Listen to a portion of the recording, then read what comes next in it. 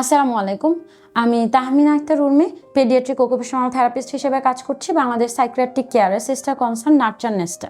আমি আজকে যে বিষয়টা নিয়ে কথা বলতে চাচ্ছি সেটি সম্ভবত নতুন মায়েদের জন্য এবং যাদের বাচ্চাদের বয়স 18 মাস থেকে 3 বছর বা 4 বছর পর্যন্ত, সেসব মায়েদের অনেকেই বিভিন্ন সময় আমার কাছে জানতে চান বা বিভিন্ন বিষয়ে বিভিন্ন সময়ে এই ব্যাপারে বিভিন্ন গ্রুপগুলোতে বা ছোটাছুটি করছেন জানার জন্য যে আসলে সমস্যাটা কোথায়।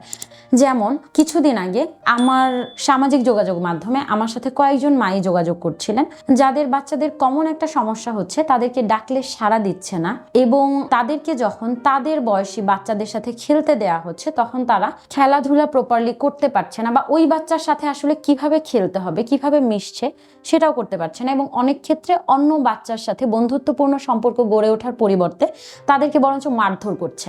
এটা কেন হচ্ছে, তার বাচ্চার সমস্যাটা আসলে কি এবং এর সমাধান আসলে কি, এ ব্যাপারে অনেকে আমার কাছে জানতে চান। সেক্ষেত্রে আমি আপনাদেরকে বলবো, যদি আপনাদের কারো শিশুর এই ধরনের সমস্যা আপনারা দেখে থাকেন, অবশ্যই সে বিষয়টিকে আপনাদের গুরুত্বের সহিত বিবেচনা করতে হবে এবং বাচ্চার কিছু বিষয় মনিটর করতে হবে। যখনই আমরা অটিজম স্পেকট্রাম ডিসঅর্ডার অথবা attention deficit hyper activity disorder বা ADHD যেটাকে বলি, এ ধরনের কন্ডিশনগুলো ডায়াগনোসিস করি, কিছু রেড সাইনের কথা আমরা অভিভাবকদের বলে থাকি। 3টি মূল সমস্যা সাধারণত অটিজম বৈশিষ্ট্য সম্পন্ন বাচ্চাদের ক্ষেত্রে থাকে।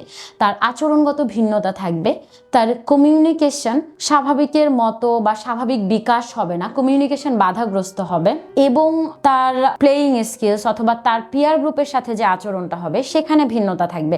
কি কি সমস্যা দেখলে আপনি বুঝতে পারবেন যে আপনার বাচ্চার অটিজমে আক্রান্ত হওয়ার ঝুঁকি আছে, এবং প্রফেশনালসদের কাছে অবশ্যই যেতে হবে। প্রথমত, যদি আপনি দেখেন যে আপনার বাচ্চার আচরণগত কোনো ভিন্নতা আছে, যেমন সে হয়তো সেলফ ইটিং করছে বা নিজেকে মারছে, অন্যকে মারছে, এবং সেটা এমন পর্যায়ে বাচ্চা মারলেই তার অটিজম আছে ব্যাপারটা এমন নয়, কিন্তু এমন যদি হয় যে বাচ্চাটার এই আচরণের কারণে সে তার স্বাভাবিক কার্যক্রমে অংশগ্রহণ করতে পারছে না, তার মানে এটি একটি সমস্যা। যখন দেখছেন বাচ্চা যথেষ্ট কথা বলার মতো বয়সে চলে আসছে, যেমন 18 মাস বা তার বেশি, কিন্তু এখনো সে আসলে বাবা মা ডিফারেন্সিয়েট করতে পারছে না, তাদেরকে ডাকতে পারছে না, দুই শব্দের বাক্য গঠন করতে পারছে না, তার মানে আপনার বাচ্চার সহায়তা প্রয়োজন।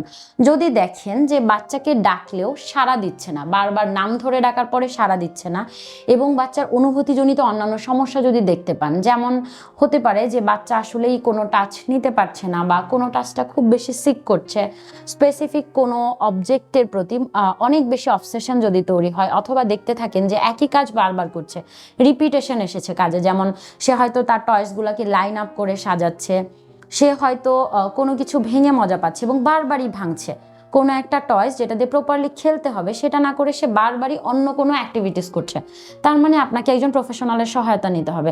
এক্ষেত্রে আপনি কোন প্রফেশনালদের সহায়তা নেবেন? আপনাকে অবশ্যই এই ব্যাপারে মানে নিউরো ডেভেলপমেন্টাল ডিসঅর্ডারের স্পেশালিস্ট এমন প্রফেশনালদের কাছেই যেতে হবে।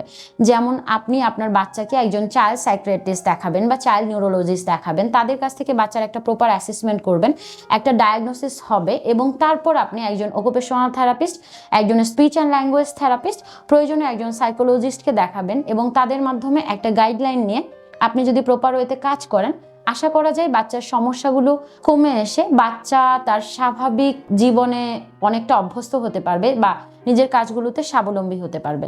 আর কোনো জিজ্ঞাসা থাকলে আপনারা আপনার আশপাশে যে প্রফেশনালসরা আছে তাদের সাথে কথা বলতে পারেন।